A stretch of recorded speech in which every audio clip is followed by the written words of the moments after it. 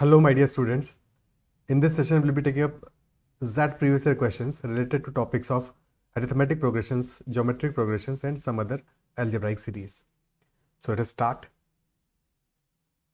with 2 minutes of basics.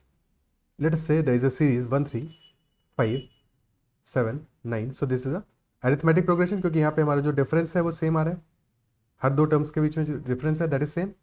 And for a arithmetic progression, conventionally we say that first term is equal to a, common difference is equal to d,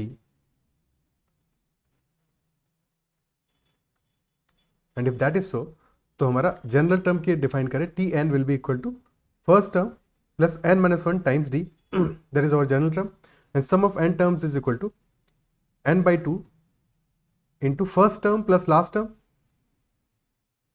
और last term हमारे यानी N term अगर N terms का sum कर रहे हैं that will B equal to N by two into A plus N minus one times D which is 2a plus N minus one times D. Is it clear? So ये हमारे सम का formula आ गया और general term का formula हो गया. साथ में एक चीज़ और समझनी है क्योंकि किसी भी अरिथमेटिक प्रोग्रेशन में अगर हम फर्स्ट टर्म और लास्ट टर्म ले रहे हैं और उनको डिवाइड बाई 2 करते हैं तो that will be the average of the arithmetic progression as well. ठीक है, so this can also be written as N into average value, average of AP. और एवरेज ऑफ एपी क्या होगा? That will be first term plus last term by 2. और middle term can also be there अगर middle term की बात करें. ठीक है, तो मिडिल टर्म भी हमारा एवरेज है. यह एवरेज निकालने के लिए सेकंड टर्म और सेकंड लास्ट टर्म को भी ऐड करके डिवाइड बाई 2 कर सकते हैं. That can also be there, depends on the question. So this is about arithmetic progression. Similarly for geometric progression, if first term is 1 then 4 times second term है तो next will be 16, then 64, then 256 and so on. So for a geometric progression, our ratio is second term by first term और third term by second term. दो consecutive terms का जो ratio है that is our common ratio. और first term is a, तो general term Tn will be equal to first term into common ratio to the power n minus 1, and sum of n terms is equal to first term multiplied by r to the power n minus 1 upon r minus 1, and this can also be written as a into 1 minus r to the power n upon 1 minus r. ये दोनों same ही फॉर्मूले हैं, कोई difference नहीं है. Generally हम कहते हैं कि जब r ग्रेटर देन 1 होगा तो पहला फॉर्मूला यूज करेंगे, जब r लेस देन 1 होगा तो दूसरा फॉर्मूला यूज करेंगे, बट दोनों फॉर्मूले एक्जैक्टली एक है, एक्जैक्टली सेम है, तो कोई इनमें डिफरेंस नहीं है. कोई भी एक फॉर्मूला याद कर लो और वहाँ पे r की वैल्यू पुट कर दो, अपना आंसर खुद ही आ जाएगा. और for infinite series the some is first term upon 1 minus r. और इनफाइनाइट सीरीज का सम तभी डिफाइंड होगा जबकि r इज लेस देन 1, यानी कि डिक्रीजिंग ज्योमेट्रिक प्रोग्रेशन होगा. अगर इंक्रीजिंग होगा तब तो हमेशा सम इन्फिनिटी होगा. तो जब भी इनफाइनाइट सीरीज होगी हमेशा वो डिक्रीजिंग होगी. अगर डिक्रीजिंग नहीं है तो फिर तो सम इन्फिनिटी होगा उस केस में. Is it clear? ठीक है. सिमिलरली अगर एपी में बात करें तो अगर हमारा जो कॉमन डिफरेंस है if D is greater than 0 तब तो इंक्रीजिंग अरिथमेटिक प्रोग्रेशन है, इंक्रीज कर रही है. And if common difference is less than 0 उस केस में डिक्रीजिंग एपी है. अगला टर्म पिछले वाले से छोटा होगा, डिक्रीजिंग एपी होगी. क्वेश्चंस पे चलते हैं और क्वेश्चन वाइज बाकी चीज़ों को समझते हुए चलेंगे. ओके, फर्स्ट क्वेश्चन लेते हैं आज का. Question number 1 is from ZET 2023. The question is saying suppose Haruka has a special key delta in her calculator called delta key. तो डेल्टा है, डेल्टा की कहते हैं इसको. रूल 1 कह रहा है if the display shows a 1 digit number pressing delta key replaces the displayed number with twice its value. तो एक बार की को प्रेस करते हैं तो 1 डिजिट नंबर हमारा डबल हो जाता है. Rule 2 is if the displayed number is a 2-digit number, display shows a 2-digit number, then pressing delta key replaces the displayed number with the sum of 2 digits. तो उस case में वो sum of 2 digits करता है. ठीक है, तो अगर सिंगल डिजिट है डबल कर देगा, अगर डबल डिजिट है तो सम कर देगा.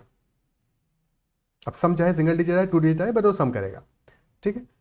Suppose Haruka enters the value 1 and then presses delta key repeatedly after pressing the delta key for 68 times, what will be the displayed number? अब सीधी सी बात है कि अगर हमें ऐसा क्वेश्चन दिया है दिस मीन्स कि समहाउ हमें 68 टाइम्स तो कैलकुलेट नहीं करना होगा, कहीं ना कहीं पे कोई ना कोई पैटर्न बन रहा होगा. जब भी कभी ऐसा कोई क्वेश्चन गिवन हो, चाहे 68 टाइम्स हो 6008 टाइम्स हो, हमेशा हमको ये चेक करना है कि एक टाइम के बाद में वो वैल्यूज रिपीट होना शुरू होंगी, यानी कि हमें साइकिल देखना पड़ेगा, साइक्लिसिटी देखना पड़ेगा. जब भी कोई ऐसा क्वेश्चन गिवन हो डरना नहीं है उससे. ठीक है, क्योंकि कोई सेंस ही नहीं बनता कितनी बार हम कैलकुलेट कर पाएँ, हम कैलकुलेटर थोड़ी हैं, तो साइक्लिसिटी होगी कहीं ना कहीं पे. तो हमको पेशेंस के साथ में बस ये देखना है कि जिस नंबर से हमने स्टार्ट किया है उस नंबर पे वापस कब से आ रही है कहानी। जैसे ही वापस आएगी तो साइकिल स्टार्ट हो जाएगी, क्योंकि उसके बाद फिर से वही सेम प्रोसेस होगा। ठीक है, हम स्टार्ट कर रहे हैं कहाँ से, वैल्यू 1 से स्टार्ट कर रहे हैं, तो डेफिनेटली जैसे ही वैल्यू 1 हमारा एक बार साइकिल में आ जाएगा दोबारा, उसके बाद में साइक्लिसिटी आ जाने वाली है। ठीक है, तो सबसे पहले स्टार्ट किया वैल्यू 1 से। अब पहली बार डेल्टा की प्रेस की होगी, डेल्टा 1 मान लेते हैं उसको। तो क्या हो जाएगा, पहली बार करने पे क्या करेगा, 1 डिजिट नंबर है, 1 तो 1 डिजिट नंबर है, ट्वाइस करेगा वैल्यू को, 2 कर दिया उसने। एक बार और डेल्टा की प्रेस की, इस बार फिर से डबल कर देगा, 4 कर दिया। वंस मोर डेल्टा 3, 8 कर देगा, फिर एक बार डेल्टा 4। अब यहाँ पे देखो एक कंफ्यूजन नहीं होना चाहिए कि अभी हम क्या करें, जब चौथी बार डेल्टा की प्रेस कर रहे हैं तो 8 है हमारे पे डिस्प्ले पे, 8 है, 8 को वो क्या करेगा, डबल करेगा। ठीक है, 16 करेगा। तो ये नहीं सोचना है कि यहाँ पे 1 + 6 हो जाएगा, नहीं होगा अभी। ठीक है, वो तब होगा जब अगली बार हम प्रेस करेंगे डेल्टा की। अभी जब हमने डेल्टा की प्रेस की है तो सिंगल डिजिट नंबर 8 है, तो 8 विल कन्वर्ट टू 16।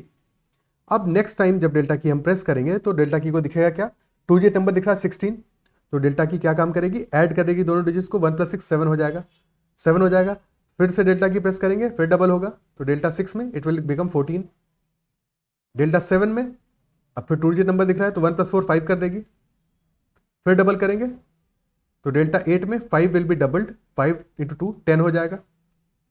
एंड फिर डेल्टा 9 देखेगी कि ये तो 2 डिजिट नंबर है भाई, तो करेगी 1 + 0 विच इज इक्वल टू 1। तो वापस से हम वहीं आ गए जहां से हमने शुरू किया था, विच इंप्लाइज कि हर 9 टर्म्स के बाद में, हर 9 डेल्टा कीज के प्रेस के बाद में वापस हमको 1 पे आ जाना है, वापस 1 पे आ जाना है, इजंट इट सो। अब इसके बाद में क्या करेंगे, 10th टाइम प्रेस करेंगे तो 2 आएगा, 11th टाइम 4, फिर 8, फिर 16, फिर 7, 14, 5, 10, 1। यानी कि साइक्लिसिटी कितने की है, यहाँ पे साइकिल हमारी बन रही है, साइक्लिसिटी यानी कि साइकिल बन रही है 9 डेल्टा कीज की, 9 डेल्टा कीज की बन रही है। यानी कि जो हमारा आउटकम आएगा 9th डेल्टा की पे 1 आ रहा है, सॉरी 9 डेल्टा की के बाद में। ठीक है, यानी 10th के स्टार्ट के लिए। ठीक है, 9th के बाद में हमारा 1 आ रहा है। ठीक है, सिमिलरली 18th के बाद में भी 1 आएगा, 27th के बाद में भी 1 आएगा, तो 9 के जितने भी मल्टीपल है उनके बाद में 1 आने वाला है। 68 के पास हमें जाना है, तो 9 7 63, यानी कि 63rd के बाद में भी हमारा 1 आने वाला है। उसके बाद में और कितनी बार डेल्टा की प्रेस करनी है, 5 टाइम्स और प्रेस करनी है, 68 यानी कि 63 + 5, तो आंसर क्या आ जाएगा हमारा, 5 टाइम्स और प्रेस करोगे, answer will B option A 7। Is it clear, क्या ये बात समझ में आती है? ठीक है, क्या ये बात क्लियर होती है? तो अच्छा सवाल था और सिंपल क्वेश्चन था, बस हमें यहाँ पे एक बार साइक्लिसिटी चेक करनी थी, दैट इज ऑल, और तो कुछ करना नहीं था। क्लियर है? ओके, सो अब मुझे आंसर करो, कमेंट में आंसर करना कि अगर वो डेल्टा की को प्रेस करती 1237 टाइम्स तो फाइनल आउटकम क्या होता, फाइनल डिस्प्लेड नंबर क्या होता, ये कमेंट में आंसर करना है। अगर डेल्टा की को प्रेस किया गया है 1237 टाइम्स। ठीक है, ओके, नेक्स्ट क्वेश्चन पे चलते हैं। Next is consider an+1। an+1 हमारा टर्म है that is defined as 1/1 + 1/an for n is equal to 1 2 till 2008-2009 और a1 गिवन है हमको इक्वल टू 1। क्वेश्चन पूछ रहा है हमसे a1 × a2 + a2 × a3 + a3 × a4 till a 2008-2009 तक। ओके, a1 1 है तो a2 क्या हो जाएगा, a2 यानी a1 + 1, a1 + 1, so that will be equal to 1/1 + 1/a1। ठीक है, which will be equal to 1/1 + 1/1 which is 1 only, so this will be 1/2। ठीक है, अभी भी पैटर्न हमें समझ में नहीं आ रहा है, एक और टर्म निकाल के देखते हैं, शायद क्लैरिटी आए। तो a3 निकालेंगे, क्या आएगा, a3 विल बी इक्वल टू 1/1 + 1/a2, यानी कि 1/1 प्लस ये 1/a2 कितना है, a2 1/2 है, तो 1/1/2 कितना होगा, that will B equal to 2 only, this will become 1/1 + 2 which will be 1/3। अब पैटर्न हमें थोड़ा थोड़ा समझ में आ रहा है, यानी कि अगला टर्म 1/4 आएगा, isn't it so. a4 will B equal to 1/4, a5 will B equal to 1/5, a6 will B equal to 1/6। Okay, तो कॉन्सेक्यूटिव डिनोमिनेटर में लगातार एक का इंक्रीज आ रहा है, तो a1 × a2 क्या हो जाएगा, a1 × a2 will B equal to 1 × 1/2, a2 × a3 विल बी इक्वल टू 1/2 × 1/3। ठीक है। और जब भी हमारा जो डिनोमिनेटर है वहां पे डिफरेंस अगर 1 का इंक्रीज हो रहा है हर बार, we can also write this as, क्योंकि हमें सिंप्लीफाई करना है फाइनली सिंप्लीफाई करना है, इनको ऐड तो नहीं कर पाएंगे इतने सारे टर्म्स को। तो 1 into 1/2 can also be written as 1 minus 1/2। Similarly 1/2 into 1/3 can also be written as 1/2 minus 1/3। क्या ये बात समझ में आती है? Similarly A3 A4 that can also be written as 1/3 minus 1/4 and so on. तो जब सारे के सारे टर्म्स को हम इस तरह से लिखेंगे तो this will become 1 minus 1/2 plus 1/2 minus 1/3 plus 1/3 minus 1/4 plus 1/4 minus 1/5 and so on till last में आएगा 1/2008 माइनस 1/2009। और 1/2 कैंसिल आउट हो जाएगा, 1/3 से 1/3 कैंसिल आउट हो जाएगा, 1/4 से 1/4, 1/5 से अगला 1/5। और सिमिलरली ये 1/2008 भी अपने पिछले वाले टर्म से कैंसिल आउट हो जाएगा, बचेगा सिर्फ 1 और लास्ट में 1/2009, यानी कि हमारा आंसर होगा 1 minus 1/2009 which will be 2009 minus 1 which is 2008/2009। This will be our final answer for this question, option C. क्या ये बात अप्रिशिएट कर पा रहे हो, समझ पा रहे हो? ठीक है। तो कभी भी अगर ऐसा सीरीज मिले तो हमें डायरेक्टली ये काम करना है जो हमने अभी किया। Is it clear? ठीक है। एक छोटा सा एग्जांपल और समझ लेते हैं सो दैट अगर भाई हमेशा ऐसा थोड़ी है कि 1 का ही डिफरेंस है, ऐसा भी तो हो सकता था कि हमारी सीरीज बनती 1/4 into 6 plus 1/6 into 8 plus 1/8 into 10। उस केस में क्या करते? तो अगर ऐसा होता तो वी नो कि 1/4 माइनस 1/6 करेंगे तो वैल्यू हमारा आएगा 2/4 इंटू 6। ठीक है। तो हाँ, यहाँ पे हम 1/2 को बाहर कॉमन ले लेते तो फिर ये दोनों बराबर हो जाते। तो जितना डिफरेंस होगा, यहाँ पे डिफरेंस कितने का है? 2 का है, 2 का है, तो this will B equal to 1/2 into 1/4 minus 1/6। तो ये छोटी सी बात को भी समझ लेना है। अगर डिफरेंस 3 का होता तो 1/3 बाहर कर लेते और बाकी अंदर चीज़ें सेम आती, ताकि हम बाद में कैंसिल आउट कर पाते। Is it clear? ठीक है। यानी कि इन सबका सम क्या आ जाएगा? That will B equal to 1/2 अगर बाहर कॉमन ले लोगे तो अल्टीमेटली आंसर हमारा क्या आएगा? फाइनली आंसर आएगा इस पूरी के पूरे सीक्वेंस का 1/2 इंटू 1/4 शुरू में बचेगा और लास्ट में 1/10 बचेगा। This will be our answer. Clear? ठीक है। नेक्स्ट क्वेश्चन में चलते हैं।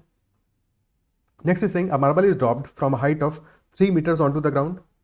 तो 3 मीटर्स की हाइट से एक मार्बल को ग्राउंड पे गिरा रहे हैं। After hitting the ground it bounces and reaches 80% of the height from which it was dropped.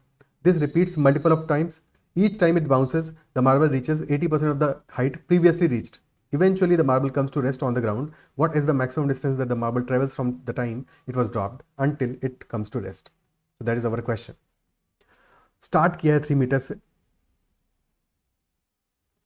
3 metres की हाइट से ड्रॉप किया, 80% पहुंचेगा, यानी कि 80% इज 4/5। सो नेक्स्ट टाइम ये हाइट रीच करेगा 3 इंटू 4/5 और फिर उतना ही हाइट फिर से डाउन जाएगा, फिर हिट करेगा मार्बल को और अगली बार जंप करेगा कितना? उसका 4/5 and so on and so fourth and so on and so fourth. ठीक है। तो ऐसे फाइनली इनफाइनाइट सीरीज बनेगा हमारा। क्लियर है? जिसमें पहला डिस्टेंस कितना है? फर्स्ट डिस्टेंस इज 3 मीटर्स, क्योंकि 3 मीटर की हाइट से ड्रॉप किया जा रहा है। ध्यान से समझना है, क्योंकि यहाँ पे गलती का बहुत सारे लोग क्या कर देते हो, बस एक साइड का डिस्टेंस ले लेते हो। फिर इसके बाद में क्या है? अब वो 3 इंटू 4/5 ऊपर भी जाएगा और फिर 3 इंटू 4/5 नीचे भी आएगा। तो यानी कि इफेक्टिवली ये कितना हो जाएगा? This will B 2 into 3 into 4/5।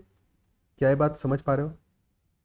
Next time फिर अब इस वैल्यू का 80%, यानी 3 इंटू 4/5 का 80%, 3 इंटू 4/5 का होल स्क्वायर, ये ऊपर भी जाएगा और नीचे भी आएगा। तो सम कितना आएगा? That will B 2 into 3 into 4/5 का स्क्वायर।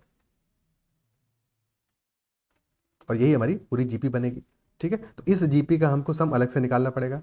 तो वैल्यू क्या आ जाएगी? 3 आ गया, प्लस 2 इंटू 3 को बाहर ले लो, यानी कि 3 प्लस 6 इंटू अंदर बच रहा है 4/5 प्लस 4/5 का स्क्वायर प्लस 4/5 का cube and so on on on on on. ठीक है। तो आंसर क्या होगा? Answer will be 3 plus 6 into 4/5, ये न्यूमरेटर में आ गया, a upon 1 minus R, that is the sum of infinite GP upon 1 minus 4/5।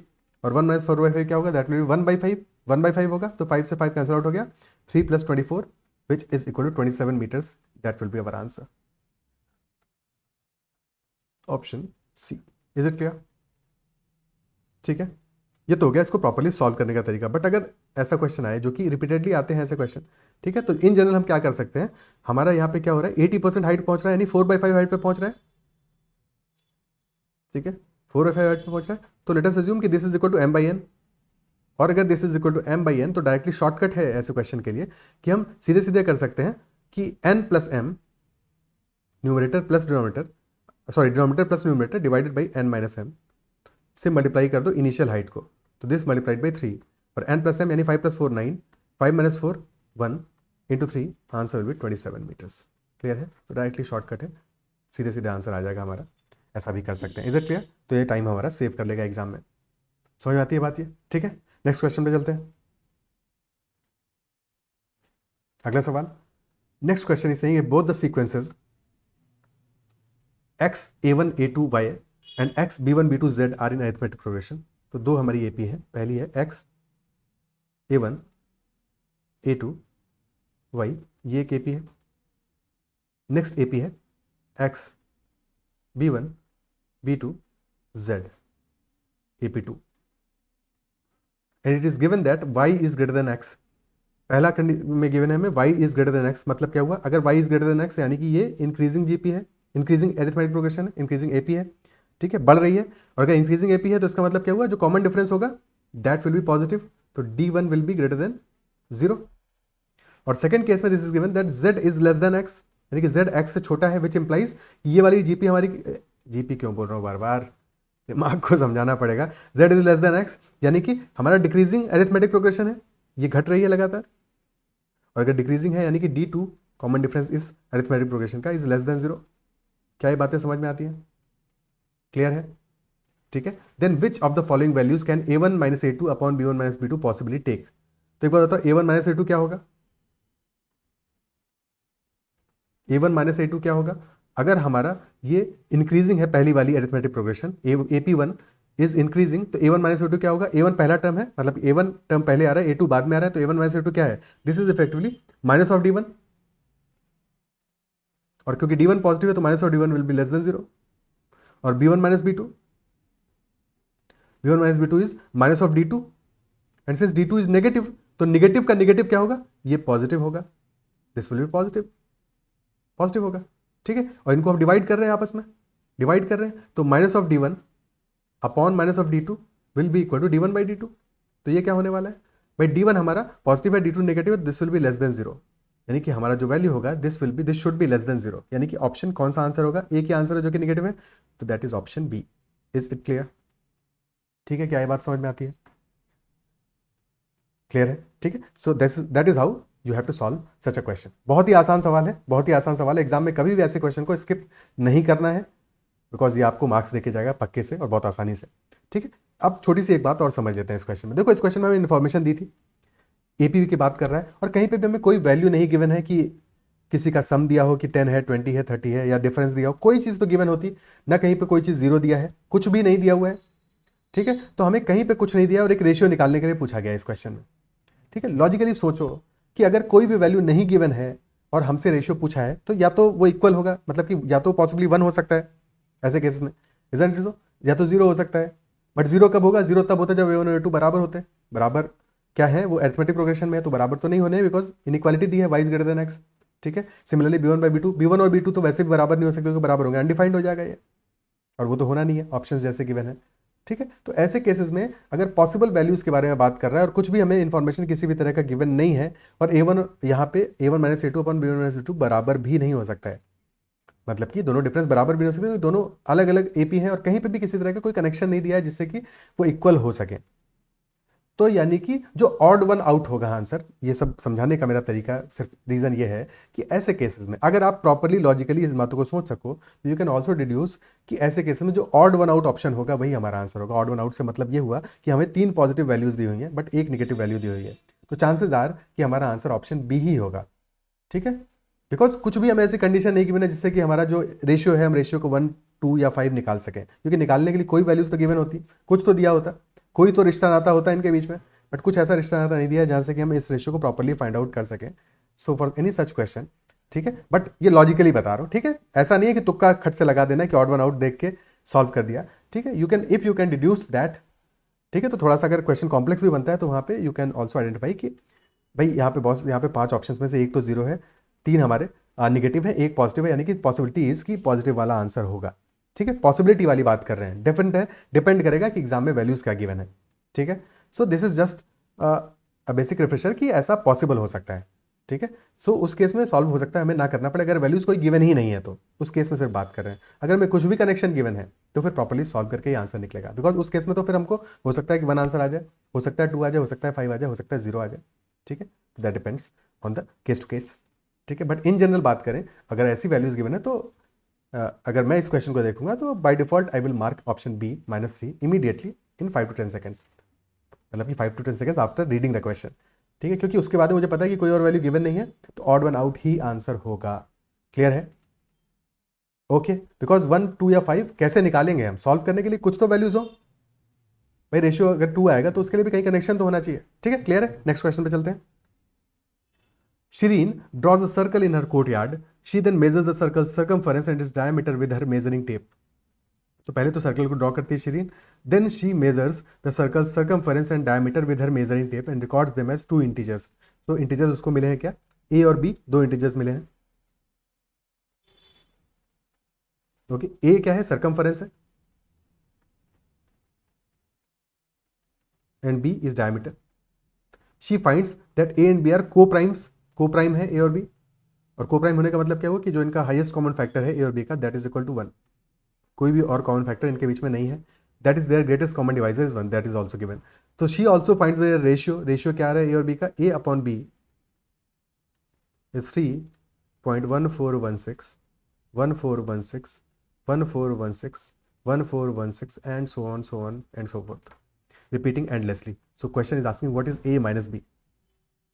ठीक है, एक तो तरीका है इसको रैशनलाइज करने का, जैसे हम करते ही हैं। ठीक है, बट यहाँ पे क्योंकि हम प्रोग्रेशन में डिस्कस कर रहे हैं, तो क्या यहाँ से कुछ और प्रोग्रेशन बना सकते हैं? सीरीज बन रही है कि नहीं बन रही है? देखो, हम लिख सकते हैं इसको as 3 plus 0.1416 plus 0.00001416 plus 0.0000, then again 00001416 and so on. और ये हमारा जीपी तो है, एक ज्योमेट्रिक प्रोग्रेशन है। This is 3 plus 1416 by 10 to the power 4, 10,000 plus 1416 divide by 10 to the power 8 plus 1416 divide by 10 to the power 12 and so on. तो sum क्या आएगा इसका? दिस विल बी 3 प्लस 1416, तो फर्स्ट टर्म आ गया, और divide by 10 to the power 4। ठीक है, और into 1 upon 1 minus common ratio क्या है? 1 अपॉन 10 to the power 4 है, तो 1 अपॉन 10 to the power 4, और 1 माइनस ये वैल्यू कितना आ रहा है? This will B equal to what?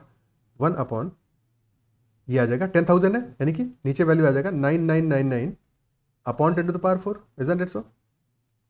ठीक है, विच विल बी 10,000 अपॉन 9999, और मल्टीप्लाई जब इससे करेंगे तो यहाँ पे भी 10 to the power 4 हमारे डिनोमिनेटर में कैंसिल आउट हो जाएगा। ठीक है, ये दोनों वैल्यूज हमारी कैंसिल आउट हो जाएंगी, सो इफेक्टिवली बचेगा 3 प्लस 1416 अपॉन 9999, 9999। क्लियर है? और जब इसमें 3 ऐड करोगे तो क्या करोगे? 3 को मल्टीप्लाई करोगे इससे। अब मल्टीप्लाई करने के लिए अननेसेसरी अपने को कॉम्प्लेक्स नहीं करना है। 10,000 माइनस 3 है, तो 10,000 को 3 टाइम्स ऐड करोगे तो 30,000 माइनस 3 कर देना लास्ट में। ठीक है, 30,000 प्लस 1416 माइनस 3, यानी कि 30,000, 31,413 will be there, divide by 999। क्या यहाँ तक बात समझ में आती है कि ये वैल्यू हमारी ए बाई बी की निकल आई, रैशनलाइज कर दिया हमने इसको? क्लियर है? ठीक है, इज इट क्लियर? लेकिन अभी भी हमें क्या है? ए और बी कोप्राइम होने चाहिए। क्या यहाँ पे वैल्यूज जो कोप्राइम दिख रही हैं? Think about it. ऊपर की वैल्यू में सम ऑफ डिजिट्स कितना आ रहा है? That is 4 plus 3 7 plus 1 8 plus 4 12, 12 आ रहा है। नीचे तो डेफिनेटली दिख ही रहा है कि 9 से डिविजिबल है, तो ऊपर वाला वैल्यू भी हमारा 3 से डिविजिबल है। अभी ये 3 से डिविजिबल है, तो इसको और सिंप्लीफाई करना पड़ेगा।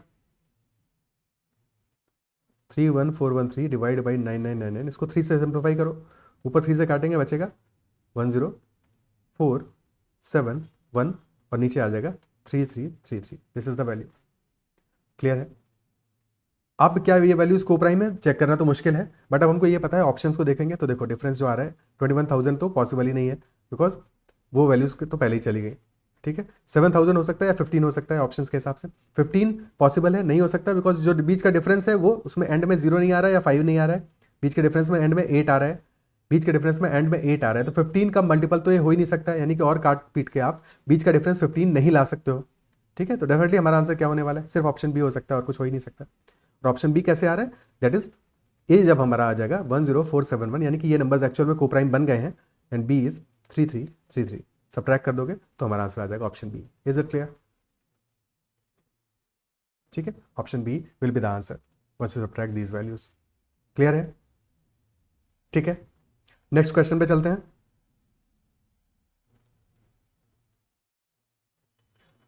Next question is saying a man is laying stone from start to end along the two sides of a 200 metre walkway.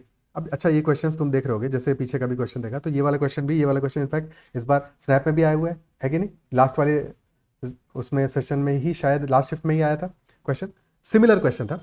A man is laying stones from start to end along the two sides, वहाँ पे plantation था, saplings था, plant कर रहा था। तो from start to end along the two sides of a 200 metre walkway the stones are to be laid 5 meters apart from each other. When he begins, all the stones are present at the start of the walkway. He places the first stone on each side of the walkway start. For all the other stones, the man lays the stones first along one of the walkway sides, then along other side in exactly similar fashion. However, he can carry only one stone at a time. To lay each stone, the man walks to the spot, lays the stone, and then walks back to pick another. After laying all the stones, the man walks back to the start, which marks the end of his work. What is the total distance that the man walks in executing this work? We have to assume that the width of the walkway is negligible. यानी छोटू सा walkway है, बहुत ज़्यादा उसका width नहीं है, चौड़ा नहीं है। और ऐसा इसलिए है बिकॉज हर बार जब वो जाएगा तो आने जाने में वो जो उसका डिस्टेंस है, बहुत पतलू सा छोटू सा वॉकवे मान लेते हैं, ठीक है। तो ये हमारा वॉकवे है। सबसे पहला वो क्या काम करेगा, सबसे पहला जो पत्थर लगाएगा वो स्टार्ट पे लगाएगा, दोनों साइड पे।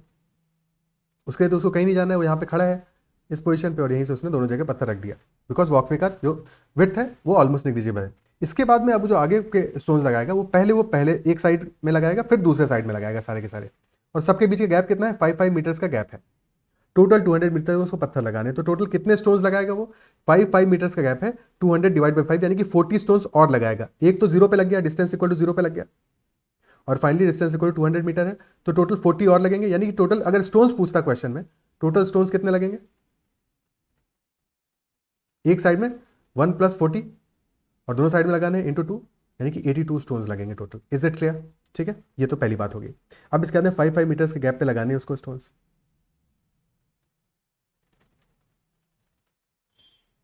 जो वो पहला स्टोन लगाने जाएगा, क्योंकि बीच का गैप कितना है, 5 मीटर का है, जो वो पहला स्टोन लगाने जाएगा पहले तो 5 मीटर वो जाएगा और फिर 5 मीटर वो लौट के आएगा, यानी कि 10 मीटर्स उसको डिस्टेंस ट्रैवल करना पड़ेगा। जब वो दूसरा स्टोन लगाने जाएगा तो 10 मीटर्स जाएगा और 10 मीटर्स लौट के आएगा, यानी कि 20 मीटर्स उसको ट्रैवल करना पड़ेगा। जब वो तीसरा स्टोन लगाने जाएगा तो 15 मीटर्स जाएगा, 15 लौट के आएगा, यानी कि टोटल 30 मीटर्स ट्रैवल करना पड़ेगा। और फाइनली जब वो लास्ट स्टोन लगाने जाएगा तो वो 200 मीटर्स जाएगा और लौट के भी आना है, क्योंकि हमें लिखा हुआ है ना कि after laying all the stones the man walks back to the start which marks the end of the work, यानी कि फाइनली भी वो 200 मीटर्स जाएगा, 200 लौट के आएगा, यानी कि 400 फाइनली हुआ। और यही प्रोसेस वो रिपीट करेगा दूसरे साइड में भी, रिपीट करेगा, यानी कि टोटली हमारा जो वैल्यू आएगा वो कितना आएगा, 10 + 20 + 30 टिल 400 मल्टीप्लाइड बाई 2। क्या ये बात समझ में आती है? ठीक है। और स्टार्ट में तो जीरो है भाई, जब पहला स्टोन लगा रहा है तब तो डिस्टेंस जीरो है, तो ये तो जीरो है, 2 बार जीरो ऐड करना है, वो तो जीरो ही आएगा। क्लियर?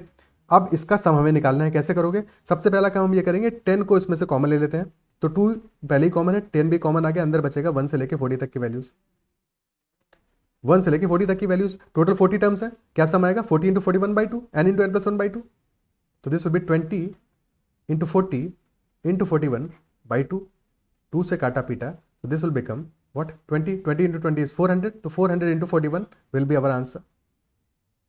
और 400 × 41 कितना है, 4 × 4 164, अरे 16400 metres will be our answer for this case। Easy question, एक बार समझ जाते हो तो ठीक है। और पैटर्न है ऐसे क्वेश्चंस का, एग्जाम में रिपीटेडली आते रहते हैं, तो एक बार समझ लिया तो बार बार समझने की फिर दिक्कत नहीं है, बस क्वेश्चन की लैंग्वेज को पकड़ना है, और सिमिलर लैंग्वेज ही दी होती है हमेशा। ठीक है, स्टार्ट में वो स्टोन ले कर रहा है नहीं कर रहा है वगैरह वगैरह, ठीक है, या स्टार्ट से कितने डिस्टेंस के बाद में कर रहा है, तो ये छोटा मोटा कंडीशन हो सकता है एग्जाम में जो फंसा सकता है, तो हमेशा जो कंडीशन है उसको प्रॉपर्ली पढ़ना है। और वो बाद में लौट के आ रहा है स्टार्ट पे कि नहीं आ रहा है, ये भी इंपॉर्टेंट है, क्योंकि अगर मान लो लौट के नहीं आता तो लास्ट वाले में 400 के बजाय 200 डिस्टेंस होता है। क्लियर है? और ये दोनों केसेस में होता है, एक साइड में भी और दूसरे साइड में भी। तो ये छोटी सी बात है जिसको हमेशा ध्यान रखना है। ठीक है, इन छोटी छोटी बातों को ध्यान रखोगे तो ऐसा क्वेश्चन कभी भी गलत नहीं करोगे। पैटर्न तो एक बार प्रैक्टिस कर लिया तो समझ में आ ही जाता है। क्लियर है? टाइम कम लगेगा अगली बार एग्जाम में। क्लियर है? ठीक है, तो ऐसे क्वेश्चंस एक बार समझ में आ गए तो अटेम्प्ट जरूर करने हैं, क्योंकि गलत नहीं होंगे अगर आपने समझ लिए हैं तो। Is it clear? Next question पे चलते हैं। अगला क्वेश्चन कह रहा है when opening his fruit shop for the day, when opening his fruit shop for the day, a shopkeeper found that his stock of apples could be perfectly arranged in a completely triangular array.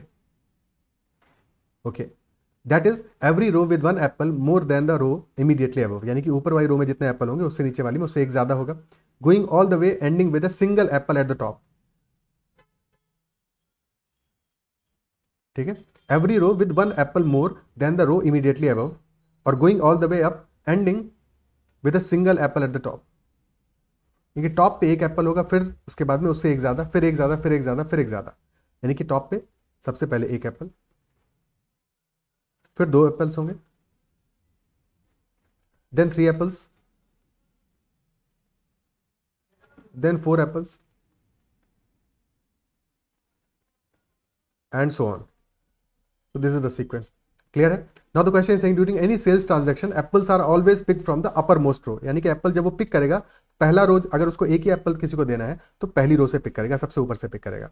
ठीक है, यानी कि apples ऊपर से कम होंगे, नीचे वाली रोज में बने रहेंगे लास्ट तक. And he will only go below only when the row is exhausted. तो जब ऊपर वाली रोज खत्म हो जाएंगी तब नीचे की रोज पे आएगा. When one customer walked in the middle of the day, she found an incomplete array in display having 126 apples totally. यानी कि टोटल 126 एप्पल्स बचे हैं. अब वो कहाँ से बचे हैं ये नहीं पता, बट वो समाउ नीचे कहीं पे बचे होंगे. तो ये टोटल 126 एप्पल्स बचे हुए हैं. How many rows of apples complete and incomplete were seen by this customer, and we have to assume that the initial stock did not exceed 150 apples. यानी इनिशियल स्टॉक 150 एप्पल्स से ज्यादा का नहीं था. तो हम एज्यूम कर लेते हैं कि लास्ट रो में टोटल n एप्पल थे, पहली रो में 1 है, तो 1 से लेकर n तक का सम करना है. तो टोटल कितना सम होगा? टोटल सम हो जाएगा n into n plus 1/2 total apples. ठीक है, इतनी कहानी समझाइए, पर बात इतनी सी है. टोटल एप्पल्स हमारे n इंटू n प्लस 1/2 होंगे, और ये वैल्यू हमारा लेस देन इक्वल टू 150 होना चाहिए.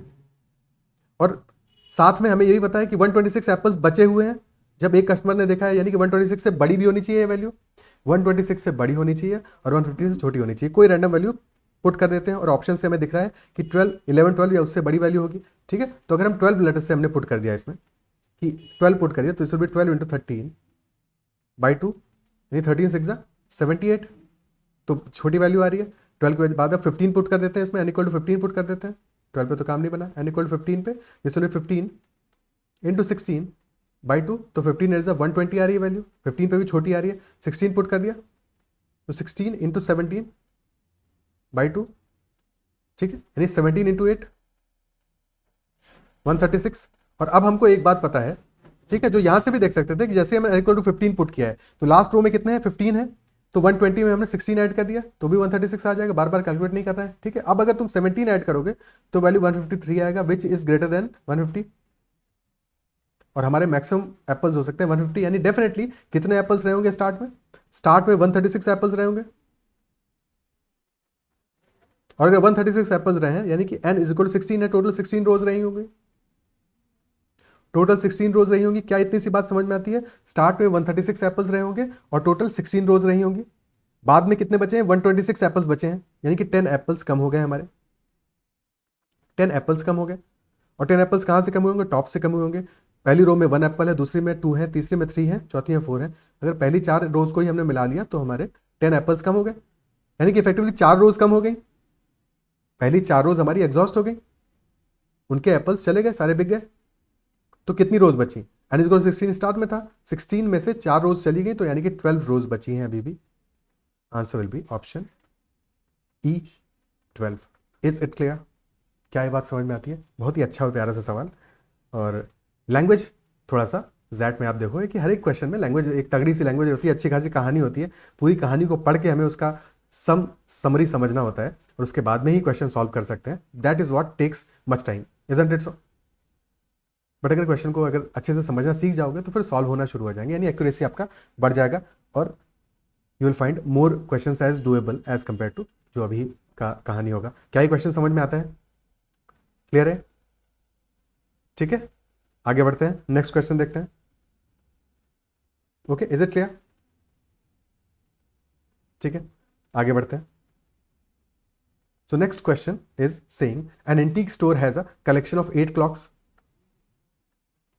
An antique store has a collection of 8 clocks. At a particular moment, the displayed times on 7 of the 8 clocks were as follows. 8 में से 7 clock के हमें टाइमिंग गिवन है. 1:55 PM, 2:03 PM, 2:11 PM, 2:24 PM, 2:45 PM, 3:19 PM and 4:14 PM. If the displayed times of all 8 clocks form a mathematical series, यानी कि ये basically series का question है, हमें दिए टाइम है पर बेसिकली सीरीज बनानी है हमको इससे. Then what was the displayed time on the remaining clock. ठीक है, और सीरीज किसमें बनेगी इस बार ये ध्यान देना है, ये सीरीज हमारी बन रही है क्लॉक के टाइम पे. ठीक है, तो जो भी हम जब हम डिफरेंस कैलकुलेट करेंगे तो क्लॉक के टाइम के हिसाब से कैलकुलेट करेंगे. डिफरेंस ऐसा नहीं कैलकुलेट करेंगे कि हम 155 और 203 का जो डिफरेंस निकालेंगे वो डिफरेंस निकालेंगे 203 माइनस 155, नहीं, बल्कि क्लॉक के टाइम के हिसाब से डिफरेंस निकालेंगे, जो मिनट्स का डिफरेंस आएगा हमारा. क्लियर है, ये बात समझ में आनी चाहिए. ठीक है, तो पहला हमारा एक टाइम की वैल्यू गिवन है 155, एक वैल्यू गिवन है 203, 211, 224. हमें इस क्वेश्चन में क्या नहीं गिवन है कि वो जो क्लॉक जिसका हमें टाइमिंग नहीं गिवन है वो कहाँ पे आने वाली है, तो ये समहाउ पैटर्न से पता चलेगा. 224, 245, 319, 414. और मैंने एक सीरीज पे 2 सेशन एग्जैक्टली बनाए हुए हैं जो स्नैप के लिए स्पेसिफिकली बनाए थे, तो अगर आपने अब तक सीरीज पे सेशंस नहीं देखे तो आप उसको चेकआउट कर सकते हो. ठीक है, so you have an idea कि सीरीज किस किस तरह की हो सकती हैं जो कि एग्जाम में आ सकती हैं. ओके, और वो बेसिकली एलआर में बहुत हेल्प करेगा और इस तरह के क्वेश्चंस में भी डेफिनेटली थोड़ा बहुत हेल्प तो करेगा ही. तो 155 से 203 तक कितना गैप है, 5 + 3 8 मिनट्स का गैप है, 8 मिनट्स. देन गैप है हमारा अगेन 8 मिनट्स का गैप है. फिर गैप आ रहा है 11 से 24 तक 13 मिनट का. फिर गैप आ रहा है 21 का. देन द गैप इज 15 + 19 34 का. और लास्ट में गैप आ रहा है कितना, 41 + 14 यानी कि 55 मिनट्स का गैप है फाइनली. क्या यहाँ पे पैटर्न दिख पा रहा है, पैटर्न दिख पा रहा है. देखो ये ऑब्जर्व करो, 8 है, फिर 13 है, फिर 21 है, यानी 8 + 13 = 21, isn't it so? फिर 13 है, 21 है, और फिर 34 यानी 13 + 21 = 34. And similarly 21 + 34 = 55. यानी कि पिछले 2 टर्म से अगला टर्म हमें मिल रहा है, पिछले 2 टर्म से अगला टर्म मिल रहा है, isn't it so? और अगर ऐसा है तो यहाँ पे ये जो 13 वैल्यू आया है ये भी पिछले 2 टर्म से आना चाहिए, जबकि ऐसा हो नहीं रहा. यहाँ पे 8 वैल्यू गिवन है और यहाँ पे 8 है, 8 + 8 16 होता है, विच इम्प्लाइज कि इस 8 से पहले वाली वैल्यू 5 रही होगी, क्योंकि इस 8 के बाद की वैल्यू तो 8 से बड़ी आती है और उससे दोनों का सम मिला के 13 होता नहीं, तो इस 8 से पहले वाली वैल्यू 5 रही होगी. क्या ये बात समझ में आती है? और अगर इससे पहले वाली वैल्यू 5 रही होगी, ये 8 भी तो आया होगा सम, तो यानी कि उससे पहले वाली वैल्यू 3 रही होगी, और परफेक्टली मैच कर रहा है. 3 + 5 = 8. क्या ये बात समझ पा रहे हो कि डेफिनेटली इस 8 से पहले वाली वैल्यू 5 रही होगी, तभी तो 5 + 8 से 13 आएगा, और उससे पहले वाली वैल्यू 3 रही होगी, तभी तो 3 + 5 से 8 आएगा. ठीक है, यानी कि यहाँ पे बीच में हमारी एक और क्लॉक रही होगी जिसका टाइमिंग हमें गिवन नहीं है, जो 155 से 3 ज़्यादा होगी और 203 से 5 कम होगी. 155 + 3 यानी कि 158 PM टाइम होगा उस क्लॉक पे. And this will be our answer, 158 PM, option B. क्या ये पैटर्न समझ पा रहे हो? क्लियर है? ठीक है, ओके. नेक्स्ट क्वेश्चन पे चलते हैं. Next is saying sum of the series -100 + -95 + -90 plus finally 110 115 120. तो इस पूरी सीरीज का सम हमारा क्या होगा? ठीक है, एक तरीका तो ये हुआ, अब ये क्योंकि ये हमारी क्या है, एक अरिथमेटिक प्रोग्रेशन है, कि हम यहाँ पे कॉमन डिफरेंस कितना दिख रहा है, हमारा कॉमन डिफरेंस दिख रहा है 5 का + 5 का, क्योंकि इंक्रीज हो रहा है हर एक टर्म, निगेटिव में भी वैल्यूज कम हो रही है यानी कि इंक्रीज हो रहा है, और फाइनली दिख ही रहा है +5 हो रहा है. तो हमारा कॉमन डिफरेंस +5 का है, और फर्स्ट टर्म हमारा कितना है, -100 का. अब यहाँ पे हम n निकालें, बहुत सारी मेहनत करें, पर इस क्वेश्चन में क्या वो सब करने की जरूरत है? देखो ये क्वेश्चन तुमसे n कैलकुलेट करके प्रॉपर फॉर्मूला लगा के सॉल्व नहीं करवाना चाहता. ये क्वेश्चन ये चेक करना चाहता है कि क्या तुम इस क्वेश्चन को बहुत कम समय में सॉल्व कर सकते हो अपना इंटेलिजेंस से, अपने दिमाग से, बहुत ईजिली. देखो एक चीज़ समझने की कोशिश करो, यहाँ पे क्या वैल्यूज आ रही है. पहले आ रहा है -100, नेक्स्ट है -95, फिर है -90. अब अल्टीमेटली हर बार 5 सब्ट्रैक्ट हो रहा है, यानी कि अब पहुँचते पहुँचते हम 0 पे पहुँचेंगे, isn't it so? फिर 0 के बाद में आएगा 5, फिर आएगा 10, फिर आएगा अल्टीमेटली प्लस का 95, ठीक है, फिर प्लस का 100, और यहाँ पे भी 0 से पहले -5 रहा होगा और उससे पहले -10 भी रहा होगा. क्लियर है? तो ये 5 से -5 कैंसिल आउट हो जाएगा, 10 से -10 कैंसिल आउट हो जाएगा, सिमिलरली -95 से +95 और 100 से -100 कैंसिल आउट हो जाएगा। तो ये सारी की सारी वैल्यूज आपस में एक दूसरे को कैंसिल कर देंगी, यानी कि यहाँ तक का सम पूरा जीरो आएगा, -100 से लेके +100 तक sum will B equal to zero. हमारे काम के टर्म्स सिर्फ उसके बाद के हैं, उसके बाद के 100 के बाद के टर्म्स काम के हैं, क्योंकि वही हमें आंसर देंगे। और वो टर्म कितने हैं? पहला है 105, फिर 110, फिर 115, देन देयर इज 120। तो सिर्फ यही 4 टर्म हमारे काम के हैं और आंसर विल बी 400, 5 + 10 15, 15 15 30 + 20 50। तो 450 will be our answer for this question. Very easy question, option D. Is this clear? क्या इस बात को अप्रिशिएट कर पा रहे हो, समझ पा रहे हो? ठीक है। जस्ट इन केस इस क्वेश्चन में ऐसा भी हो सकता था कि 0 नहीं आता हमारा टर्म, या फिर हमारे टर्म में अगर 5 की बजाय 6 का कॉमन डिफरेंस होता तो फिर चीज़ें थोड़ी सी बदल जाती, तो वहाँ पे हमें कॉशियस रहना पड़ता है यहाँ पे इस केस में। बट इस क्वेश्चन में नहीं रहना है, यहाँ पे तो हमारा सिंपल वैल्यूज गिवन है। ठीक है, अगर 6 का होता बिकॉज तब सीधे सीधे कैंसिल आउट नहीं होते, मान लो -100 से अगर स्टार्ट किए होते, ठीक है, या तो 6 के मल्टीपल से स्टार्ट करते, माइनस में 6 के मल्टीपल से स्टार्ट करते तो बीच में टर्म 0 आता, तो वहाँ भी यही सेम स्टोरी होती, क्योंकि 5 के मल्टीपल से स्टार्ट किया है 100 से और 5 का कॉमन डिफरेंस है, तो जब एज लॉन्ग एज मल्टीपल से स्टार्ट किया है तब तो स्टोरी सेम रहेगी। बट अगर मल्टीपल नहीं होता, यानी कि इस केस में भी मान लो कि अगर हमारा कॉमन डिफरेंस 5 का होता, बट इंस्टेड -100 से स्टार्ट करके -97 से स्टार्ट करते, तब प्रॉब्लम हो जाती, तब हमको थोड़ा सा यहाँ पे कॉशियस रहना पड़ता है। ठीक है, क्लियर है? ओके, बट यहाँ पे कोई जरूरत नहीं है, स्ट्रेट अवे करेंगे। हमें एपी का कॉमन डिफरेंस तो पता ही है, बट एन की वैल्यू निकालने की जरूरत नहीं है। ठीक है, नेक्स्ट क्वेश्चन देखते हैं। Consider the set of numbers 1, then 3, then 3 का square, 3 to the cube and till 3 to the power 100। ये सारे के सारे सेट ऑफ नंबर्स हैं हमारे। The ratio of the last number and sum of the remaining numbers is closest to what? Last number है हमारा 3 to the power 100 और बाकी बचे हुए नंबर्स का सम का रेशियो पूछा है। तो ये ध्यान देना है कि लास्ट नंबर का सम पूछा है बाकी बचे हुए नंबर से, लास्ट नंबर को इंक्लूड नहीं करना है। ठीक है, तो बाकी बचे हुए नंबर्स क्या होंगे? 1 होगा, देन 3 होगा, 3 का स्क्वायर है, और लास्ट टर्म होगा हमारा जिसका सम लेना है वो होगा 3 to the power 99। इनका सम लेना है, जीपी बन रही है, प्रॉपर जीपी है, जिसका कॉमन रेशियो r = 3। और टोटल टर्म्स कितने हैं? पहला टर्म है 3 की पावर 0, 3 की पावर 0 है, लास्ट टर्म है 3 की पावर 99, यानी कि टोटल 100 टर्म्स है। या यहाँ पे देखते तो पावर 1 से लेके 100 तक टोटल 100 टर्म्स है, और फिर पहला टर्म 101 टर्म थे जिसमें से कि एक टर्म हमें हटा दिया, टोटल 100 टर्म्स है। ठीक है, तो सम क्या आएगा? Sum will be first term which is 1 into r to the power number of terms n, r to the power n यानी 3 to the power 100 -1 अपॉन 3 - 1, तो this will be 3 to the power 100 -1 divided by 2। Question हमसे पूछा ratio of last number and sum of the remaining numbers, यानी कि answer will be 3 to the power 100 divided by 3 to the power 100 -1 divided by 2। तो ये 2 तो ऊपर आ जाएगा, तो इफेक्टिवली हो जाएगा 2 × 3 to the power 100 upon 3 to the power 100 -1।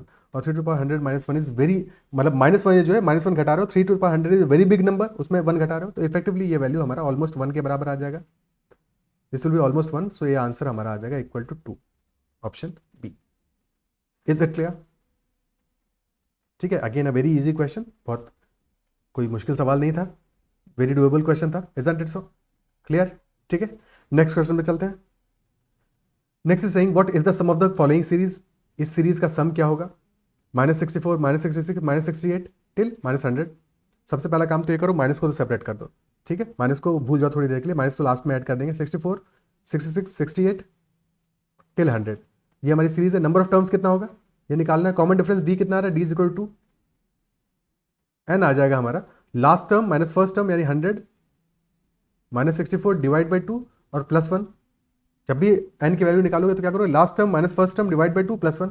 Clear है? ठीक है, ये तो n की वैल्यू आ गई, और ये कितना है? दिस इज 36/2 यानी 18 + 1 19, तो n = 19, d = 2। एवरेज क्या आ रहा है इस सीरीज का? फॉर्मूला लगाने के बजाय सीधे एवरेज से फॉर्मूले से सॉल्व कर लेंगे। एवरेज आएगा 64 + 100 यानी कि 100 + 64 divide by 2 which is equal to 164/2 82।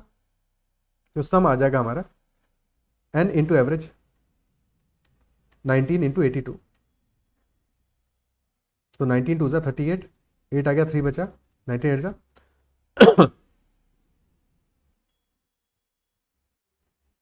ठीक है, 152 + 3 155, ये वैल्यू आ गई। बट हमें क्या ध्यान रखना है? माइनस हमने पहले सेपरेट किया था, तो सम जो एक्चुअल में आएगा वो आएगा -का 1558।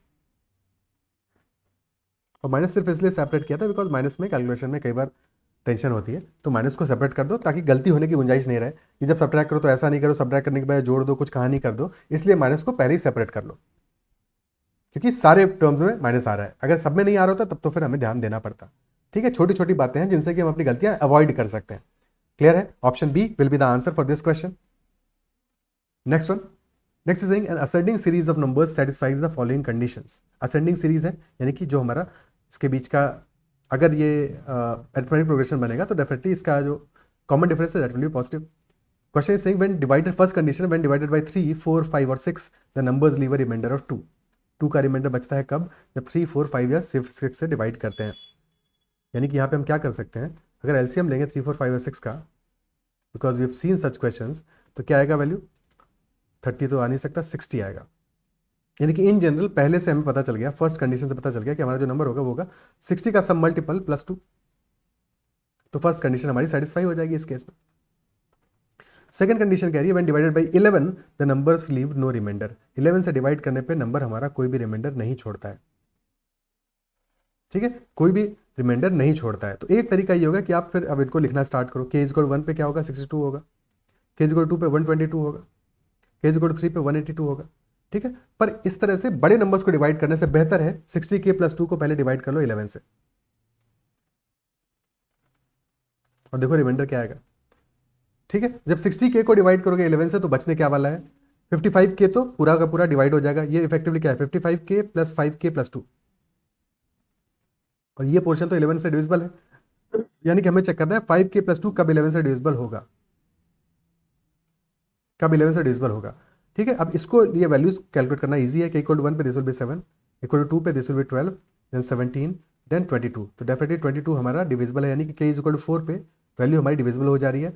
तो k इज इक्वल 4 पे वैल्यू क्या आ रही है? That is coming out to be 60 into 4 plus 2। ये फर्स्ट टर्म होगा which is 242। This is our first term. Question ने फर्स्ट नहीं पूछा, क्वेश्चन ने पूछा sixth number in the series कौन सा होगा। सिक्स्थ कौन सा होगा, यानी अब हमें सेकंड पता लगाना पड़ेगा। तो हमको पता है 60 तो हमारा 11 का मल्टीपल नहीं है। ठीक है, और हर एक जो अगला टर्म है वैसे तो 60 के गैप पे आ रहे थे इस सीरीज में, बट इस सीरीज में 60 के गैप पे नहीं आएंगे। इस सीरीज में क्या है? 11 से डिविजिबल नंबर भी चाहिए, यानी कि 60 का मल्टीपल भी हो। जब सम ऐड करोगे तो सम जितना ऐड करोगे 60 का मल्टीपल भी होगा और साथ में 11 से डिविजिबल भी होगा। यानी क्या सम होना चाहिए? अगला टर्म जो आएगा वो 60 इंटू 11 के डिफरेंस पे आएगा, because 60 is not a multiple of 11। अगर 60 11 का मल्टीपल होता तब तो 60 के डिफरेंस पे ही आया था।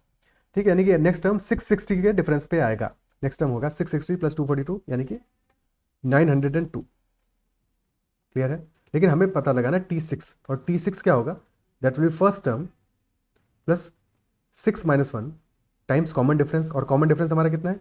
फर्स्ट टर्म A है हमारा 242, कॉमन डिफरेंस D है 660, तो वैल्यू आ जाएगी 242 plus 5 into 660 which is 242 plus 3300, so 3542। Option C will be our answer for this question. Is it clear?